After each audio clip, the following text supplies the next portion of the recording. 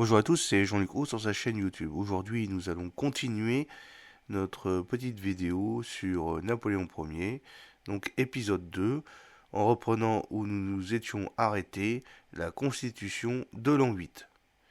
La Constitution de l'an 8 entre en vigueur le 25 décembre 1799. Bonaparte établit la Constitution sous des apparences démocratiques mais organise un pouvoir autocratique. Toutes les évolutions du régime ne feront qu'accentuer le caractère autocratique du pouvoir. Le pouvoir législatif est divisé en trois assemblées, le tricamérisme, le tribunat discute les lois sans les voter, le corps législatif ou corps des muets adopte ou rejette les lois, le Sénat conservateur est chargé de vérifier que la loi est conforme à la Constitution. La préparation de la loi appartient à l'exécutif par le biais du Conseil d'État, chargé de rédiger les textes législatifs. Le pouvoir fonctionne de manière autoritaire. Les procédés de démocratie semi-directe, quelque peu fictive, sont soigneusement organisés et contrôlés. Le consul corrige lui-même les résultats s'ils ne sont pas satisfaisants. De la fonction de consul à celle d'empereur. En 1800, Bonaparte attaque et vainc l'archiduché d'Autriche en une nouvelle fois. Battu à Marengo par Napoléon et à Hohenlinden par Moreau, les Autrichiens doivent signer le traité de Lunéville le 9 février 1801, ce qui amène les Britanniques à signer la paix d'Amiens le 25 mars 1802, 4 germinal de l'an 10, co-signé 2 jours plus tard. Si son pouvoir était fragile au lendemain du Brumaire, la victoire de Marengo et ses suites consolident fortement la situation de Bonaparte. Le 24 décembre 1800, alors que le consul et sa famille étaient en route pour aller à l'opéra, ils sont victimes d'une machine infernale, bombe, qui les attend rue Saint-Nicaise. Le cocher du premier consul passe au grand galop. La bombe explose trop tard et seules les vitres du véhicule sont soufflées. Sur place, en revanche, c'est le carnage. On dénombre 22 morts et une centaine de blessés.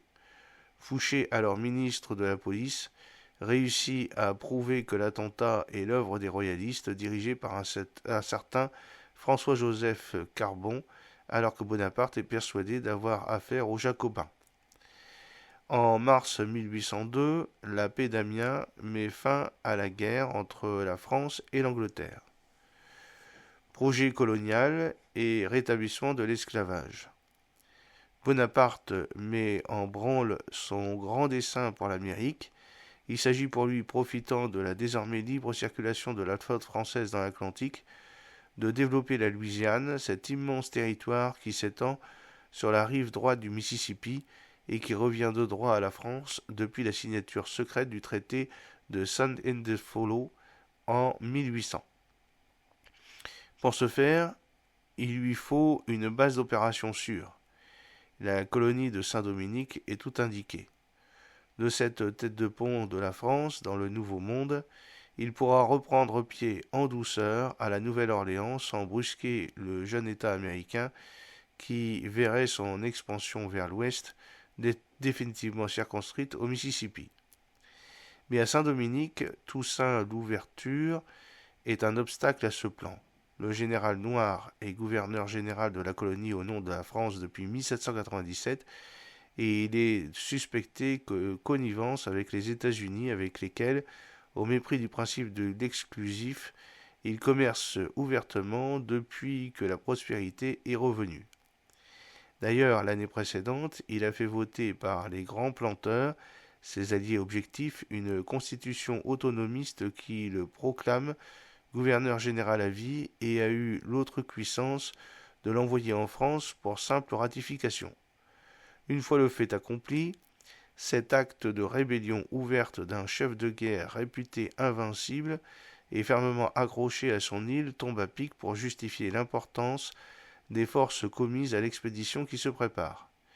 Et la raison d'État, froide et impérieuse, justifie également le rétablissement de l'esclavage dans les colonies du Nouveau Monde, étant argué que la grande Louisiane française devra se développer rapidement pour prendre de vitesse anglais et américains, ce qu'elle ne saurait faire sans la main-d'œuvre servile qui a si bien fait ses preuves à Saint-Dominique.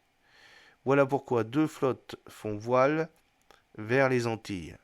Leclerc, propre beau-frère de Bonaparte, vers Saint-Dominique avec 20 000 hommes, et Richepense vers la Guadeloupe avec 3 400 hommes. Ces chefs sont munis d'instructions secrètes, fort explicites, rédigées de la main même de Bonaparte. Ils doivent prendre le contrôle militaire des deux colonies et désarmer les officiers indigènes avant de rétablir l'esclavage. Des proclamations sont prêtes en français et en créole qui visent à rassurer les populations indigènes de l'attachement personnel de Bonaparte à la liberté.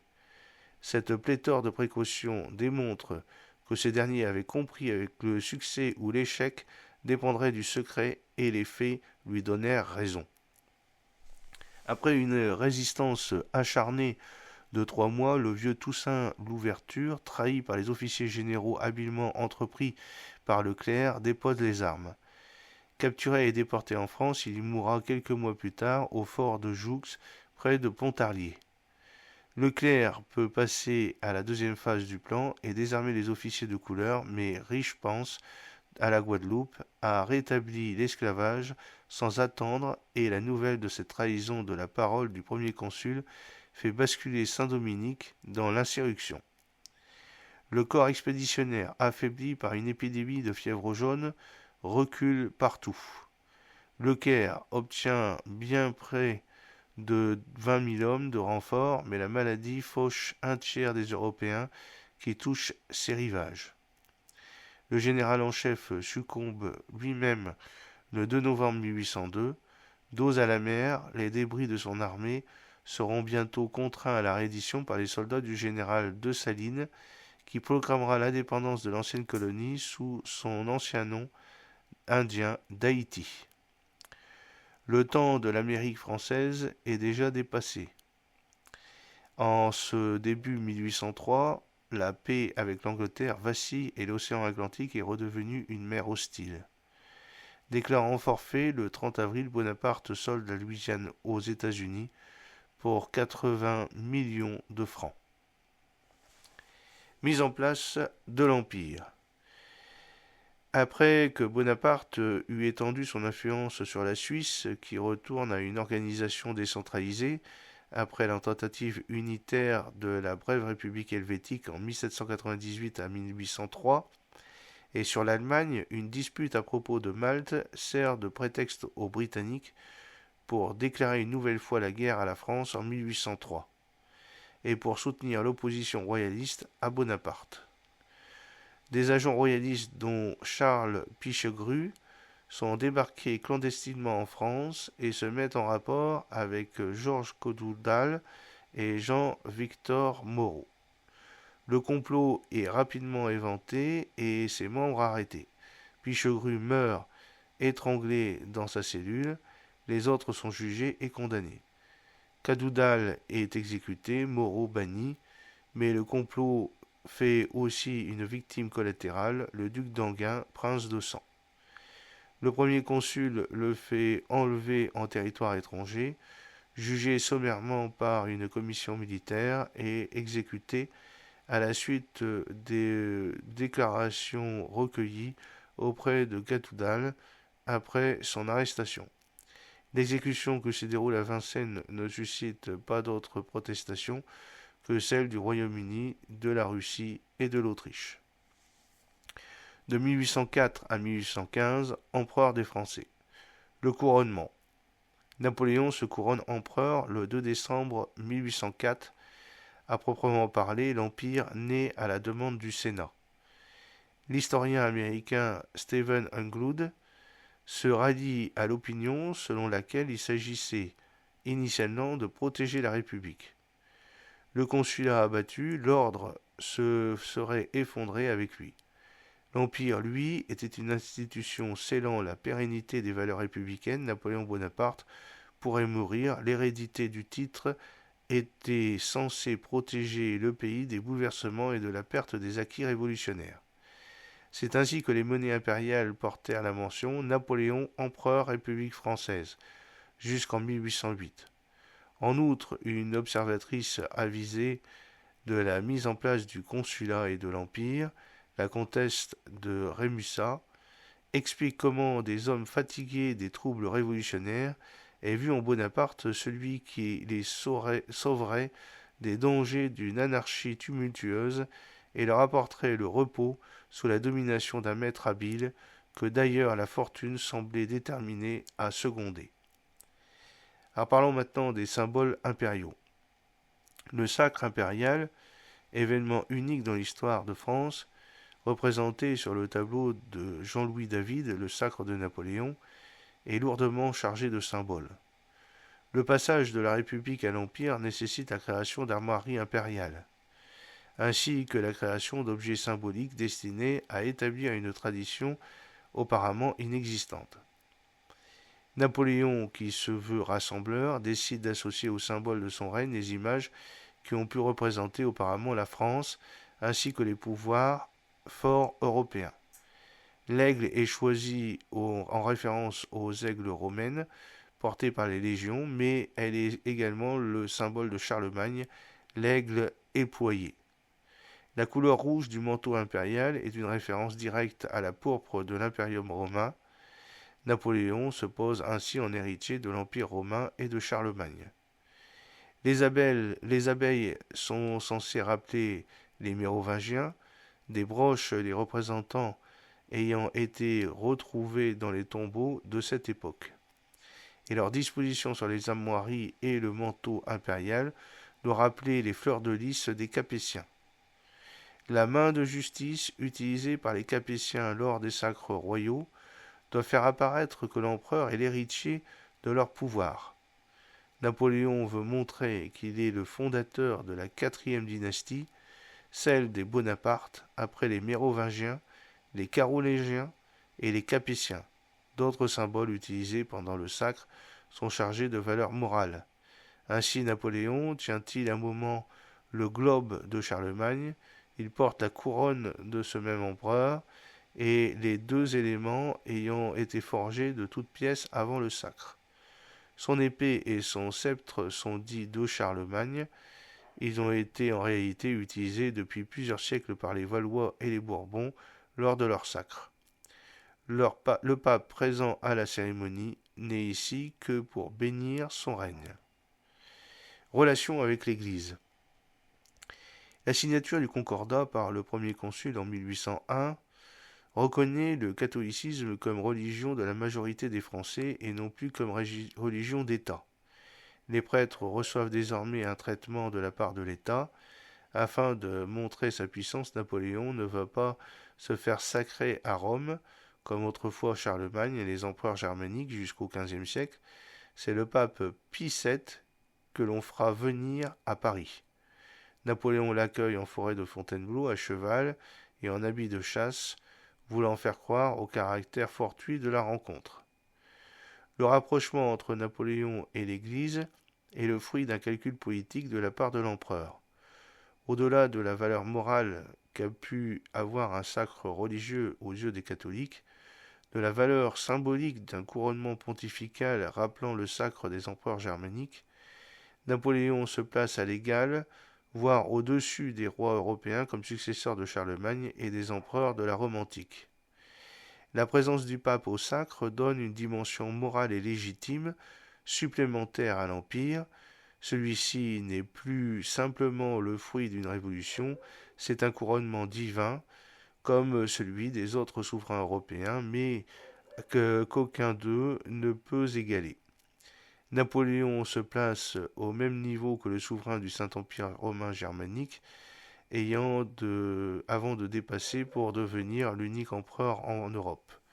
François II l'avait d'ailleurs bien compris, puisqu'à la proclamation de l'Empire français, il décrète que l'Autriche, alors archiduché, devint aussi un empire. La présence du pape est donc davantage un message aux pays européens qu'une profession de foi catholique de la part de Napoléon. Napoléon, d'ailleurs, peu sensible au sort du pape, le retient plus tard prisonnier à Fontainebleau. Dans l'idée d'affirmer la puissance de la France dans le domaine spirituel, il envisagea même de transférer la résidence du pape de Rome à Paris avant d'abandonner cette idée. À la fin de sa vie, Napoléon recevra l'extrême-onction des mains de l'abbé Jean-François de Kermagnan. Au niveau de la politique économique, Napoléon met en place de nombreuses réformes dans le domaine sociétal et économique. Il est à l'origine de la construction de la Bourse de Paris et de ses principales réglementations. Il institue en particulier le Code civil, appelé Code Napoléon, promulgué le 21 mars 1804, 30 Ventose de l'an 12, qui reprend une partie des articles de la Coutume de Paris et du droit écrit du sud de la France en protégeant les droits des obligations et des contrats. C'est l'industrie qu'il souhaite encourager le plus. Il pousse au développement des usines de coton installées dans les biens nationaux, alors que les guerres ont suscité un besoin de textiles pour habiller les armées. Proche de Gabriel Julien Ouvrard, un prestigieux négociant et munitionnaire qui exploite à Nantes des licences d'importation, ces produits industriels suscitent cependant les conséquences du blocus continental, décret napoléonien qui prétend interdire le continent européen à tout navire ayant touché un port anglais. Alors que le Portugal, pays neutre, permet de se procurer un coton brésilien via des négociants français, l'émigration du Brésil de la famille royale portugaise en 1807 pour fuir l'armée française de 30 000 hommes commandée par Jean Ordoche Junot, qui fait marche sur le Portugal, a déclenché des mesures de rétorsion contre la France privée du coton brésilien. Napoléon soutient également les industries d'art. Il recrée en 1804 le garde-meuble, institution chargée de l'ameublement des palais impériaux, et par son entremise, il fait travailler menuisiers et ébénistes parisiens. Il se montre particulièrement attentif à eux lors des crises de 1807 et de 1810-1811. Victoire de l'Empire. En 1804, l'heure n'est pas encore aux vastes conquêtes, et persuadé depuis longtemps que le seul moyen d'obtenir une paix définitive est de neutraliser le Royaume-Uni, Napoléon met au point, avec l'amiral Latouche-Tréville, qui mourra avant d'avoir pu l'exécuter, un plan visant à l'invasion du Royaume-Uni. Cette ambition sombre définitivement à la bataille de Trafalgar, où la flotte franco-espagnole, commandée par l'amiral de Villeneuve, est détruite par celle de l'amiral Nelson. Le Royaume-Uni y gagne la domination des mers pour le siècle à venir. En 1805, la troisième coalition se forme en Europe contre Napoléon. L'empereur qui, à Boulogne, supervisait les préparatifs en vue de l'invasion du Royaume-Uni, doit faire face à une guerre soudaine. Et à l'autre bout de l'Europe, il mène une offensive immédiate acheminant la grande armée en Autriche à marche forcée et s'assure une brillante victoire contre l'Autriche et la Russie le 2 décembre 1805 à la bataille d'Austerlitz, dit bataille des Trois Empereurs. En 1806, la Prusse provoque un nouveau conflit. La campagne que mène Napoléon, l'esprit en marche selon Hegel, est impressionnante de rapidité. Il balaye l'armée prussienne à la bataille d'Iéna, doublée de la victoire de Davout à Ostende, où, avec 30 000 hommes, le maréchal Davout bat les 63 500 Prussiens qui l'assaillent. L'année suivante, Napoléon traverse la Pologne, remporte la victoire sur les Russes à Friedland et finit par signer à Tilsit, au milieu du Niemen, au cours d'une entrevue dont la mise en scène est conçue pour frapper les esprits, un traité avec le tsar Alexandre Ier qui divise l'Europe entre deux puissances. Pourtant formé dans les écoles et les maîtres de l'Ancien Régime, officier de l'armée royale, Napoléon brise ses anciennes conceptions militaires. Il ne s'agit plus pour lui de livrer une guerre de siège avec l'aide de 30 000 à 50 000 hommes, mais de rechercher la bataille décisive engageant plus de 100 000 hommes s'il le faut. Son objectif n'est pas de rester maître du champ de bataille, mais d'anéantir l'ennemi. En 1808, Napoléon crée la noblesse d'Empire. Bientôt, ses maréchaux et généraux aborderont des titres de comte d'Empire, prince de Neuchâtel, duc de Trévis, duc d'Auvergne, duc de Montebello, duc de Danzig, duc d'Eschengen, roi de Naples. Du 27 septembre au 14 octobre 1808, Napoléon donne rendez-vous à Alexandre Ier à Erfurt pour un nouveau traité, afin qu'il s'unisse contre l'Empire d'Autriche qui menace de redéclarer la guerre à la France. Le tsar refuse, en préférant que ce traité soit établi dans le but de renouveler l'alliance qui s'était forgée entre eux l'année précédente à Tilsit. Cela permet en fait à Napoléon de s'assurer encore plus longtemps de la fidélité d'Alexandre, mais c'est un échec car l'empereur s'aperçoit bientôt de la trahison de Talleyrand qui avait approché le tsar en lui conseillant de résister à Napoléon même s'il s'était séduit. Au niveau de la guerre d'Espagne, en réponse à l'attitude britannique vis-à-vis des navires de commerce français, Napoléon tente d'imposer le blocus continental qui vise à asphyxier l'industrie et le commerce britannique par le décret de Berlin le 21 novembre 1806. Le Portugal, vieil allié des Britanniques depuis le traité de Methuen en 1703, est resté neutre depuis la rupture de la paix d'Amiens. Au travers des pressions diplomatiques, d'alliances resserrées avec l'Espagne voisine et la concentration de troupes sur les Pyrénées depuis l'été 1807, Napoléon menace le Portugal d'invasion qui n'applique pas le blocus continental. Devant le silence portugais, les armées françaises envahissent le Portugal, novembre 1807, commandé par le général Junot, et s'installent également en Espagne, en allié, pour assurer un appui de cette opération selon le traité de Fontainebleau. La cour et le gouvernement portugais se réfugient à Rio de Janeiro avec le soutien de la flotte britannique et le Brésil devint le siège du royaume jusqu'en 1821. À partir de l'automne 1807, les tensions augmentent à la tête du royaume d'Espagne. Le roi Charles IV menace son fils et héritier Ferdinand, qui s'est opposé à la mainmise du gouvernement, Manuel Godiois, sous le couple royal et sur la politique de l'Espagne. Napoléon considère alors l'Espagne alliée décevante dans la guerre contre la Grande-Bretagne comme mûre pour un changement dynastique. Cette perspective panique la monarchie espagnole et Godiois. En mars 1808, le soulèvement d'Aranjuez place Ferdinand sur le trône à la suite de l'abdication forcée de son père. Napoléon se positionne alors en arbitre de la famille des Bourbons d'Espagne et profite de leur querelle pour leur imposer à Bayonne leur abdication complète. Napoléon place sur le trône espagnol son frère Joseph, remplacé à Naples par Joachim Murat, époux de Caroline Bonaparte. La population espagnole se soulève, la guerre d'Espagne commence et va durer 6 ans. L'armée britannique commandée par le futur duc de Wellington débarque au Portugal et les Français connaissent des revers sérieux. Capitulation de Bayonne en Espagne, bataille de Vimeiro au Portugal durant l'été 1808. Avec l'aide des patriotes espagnols, les Anglo-Portugais poussent peu à peu l'armée française hors de la péninsule ibérique. Napoléon a reconnu par la suite qu'il avait commis une grave erreur en lançant la campagne d'Espagne. Cette malheureuse guerre m'a perdu. Toutes les circonstances de mes désastres se rattachent à ce nœud fatal. Elle a compliqué mes embarras, divisé mes forces, détruit ma moralité en Europe.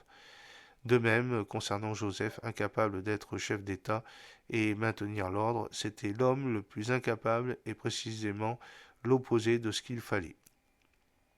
Guerre contre l'Autriche. Alors que les meilleures troupes de l'armée française sont engagées en Espagne, l'Empire d'Autriche attaque une nouvelle fois la France en Allemagne et en Italie.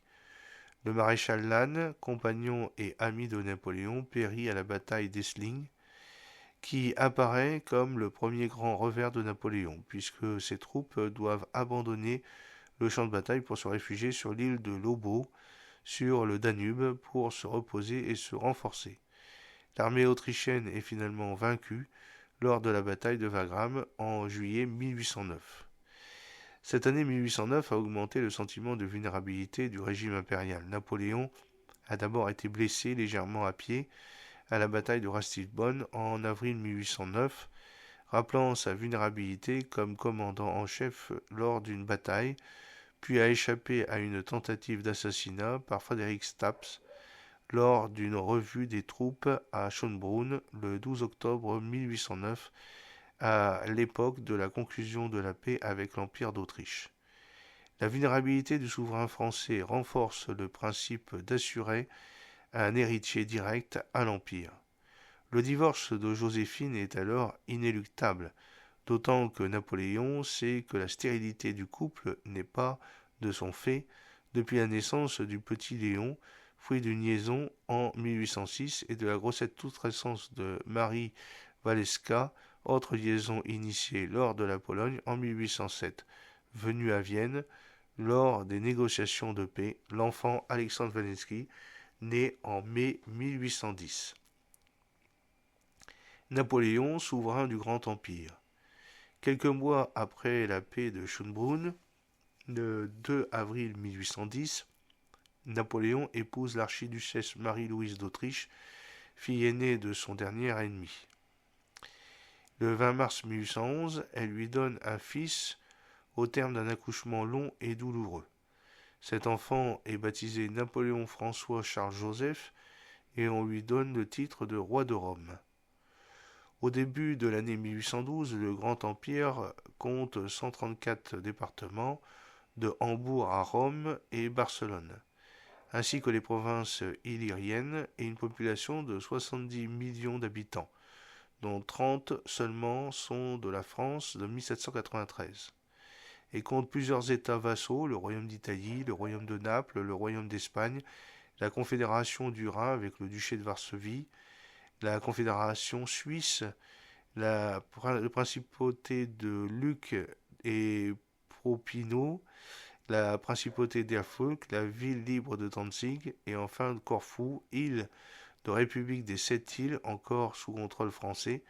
L'Empire est alors à l'apogée de son extension territoriale, bien que ses colonies outre-mer soient tombées sous le contrôle des Britanniques. Campagne de Russie et d'Allemagne.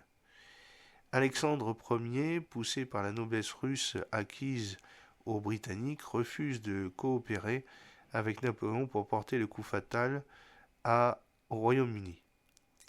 Napoléon, croyant la guerre inévitable, envahit la Russie en 1812.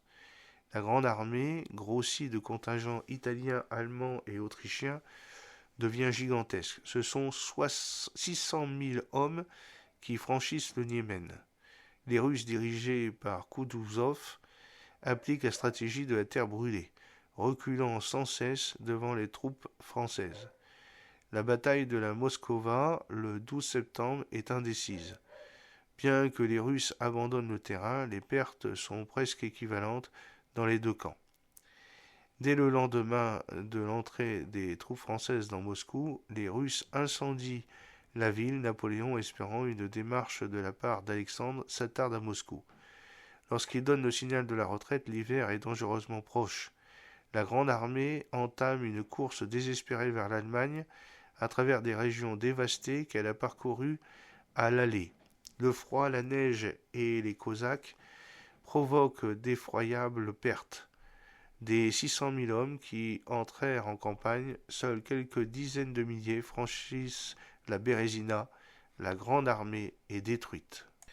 Encouragés par ce dramatique échec, les rois reprennent les armes contre la France.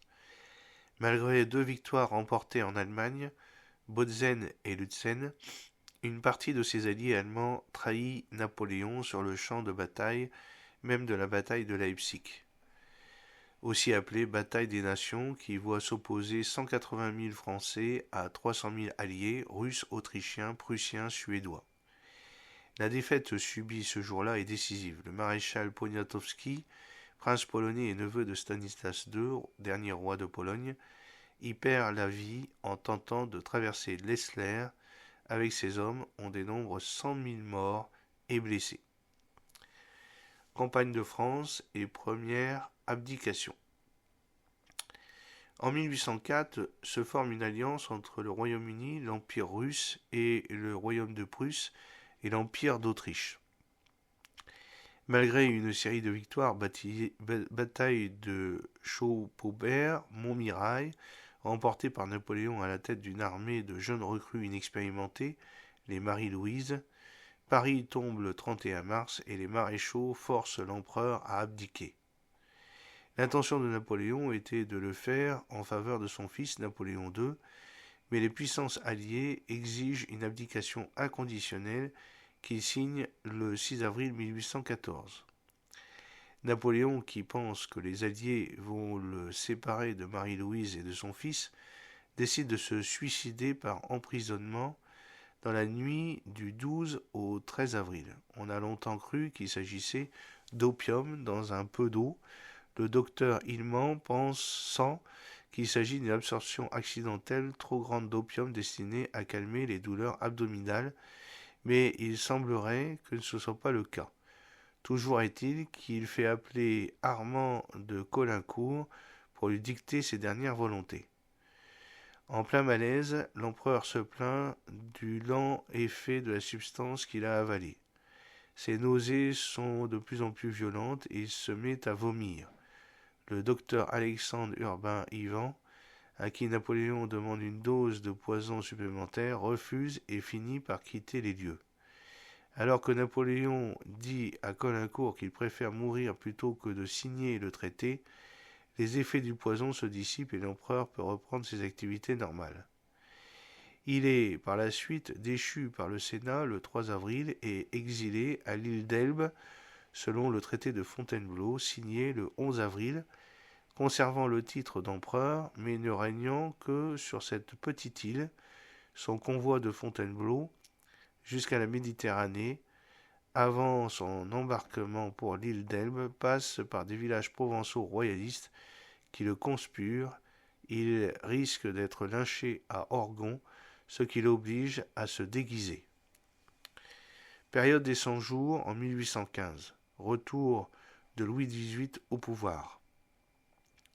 En France, Louis XVIII écarte Napoléon II et prend le pouvoir. Napoléon s'inquiète du sort de sa femme et surtout de son fils qui est aux mains des Autrichiens. Le gouvernement royaliste refuse bientôt de lui verser la pension promise et les rumeurs circulent quant à sa déportation vers une petite île de l'océan Atlantique du Sud.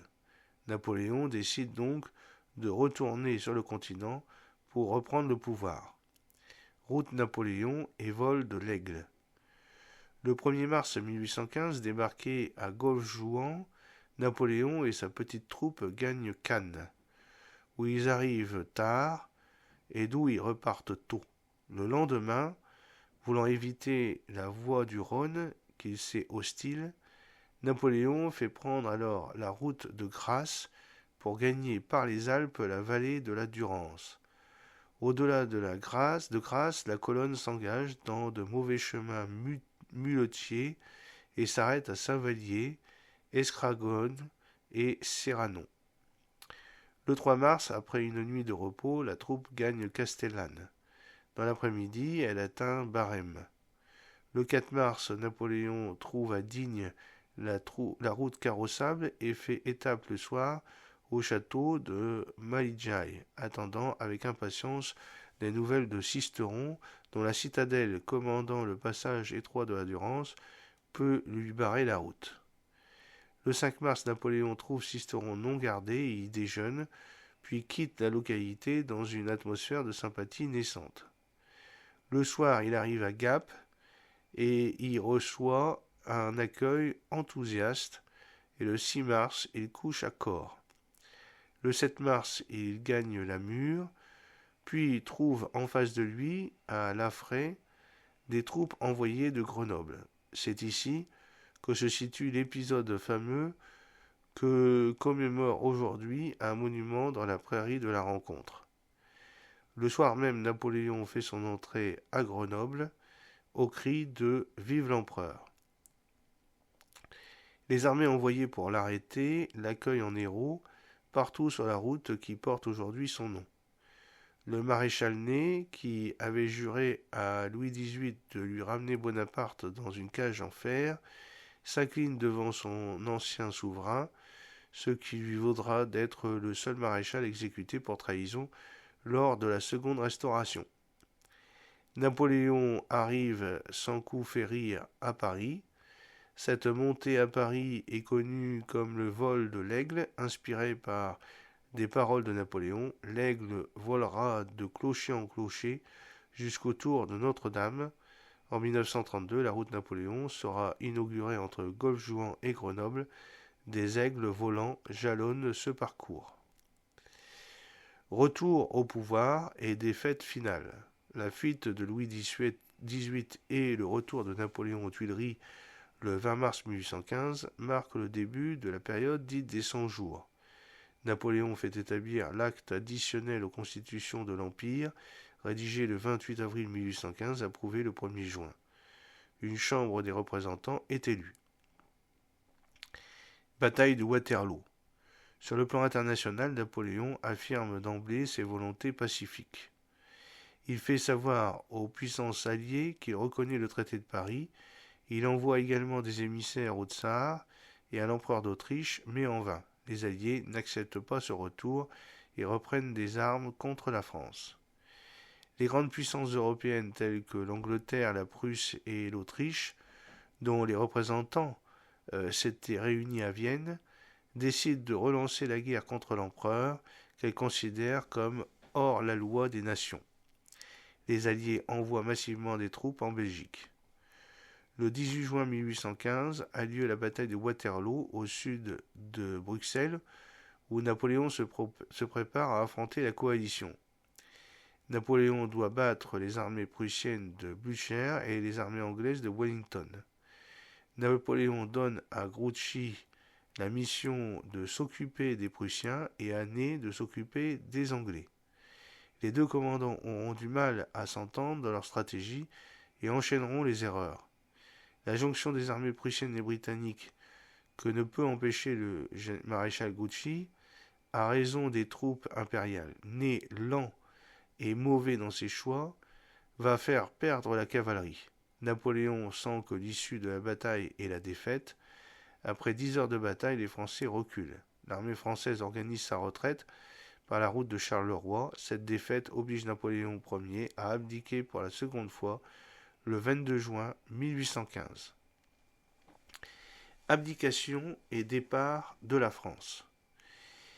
Il rentre à l'Élysée le 21 juin 1815. Le 22, il abdique, déclarant par écrit « Je m'offre en sacrifice à la haine des ennemis de la France, et je proclame mon fils sous le nom de Napoléon II, empereur des Français. » Devant le rapprochement de Paris et des armées de la 7e coalition, il quitte le palais le 25 pour le château de Malmaison, puis le 29 prend la route incognito en calèche, isolé, habillé en bourgeois pour Rochefort, puis Fouras, où l'attendent 2 frégates, la Salle et la Méduse, souhaitant rejoindre les États-Unis.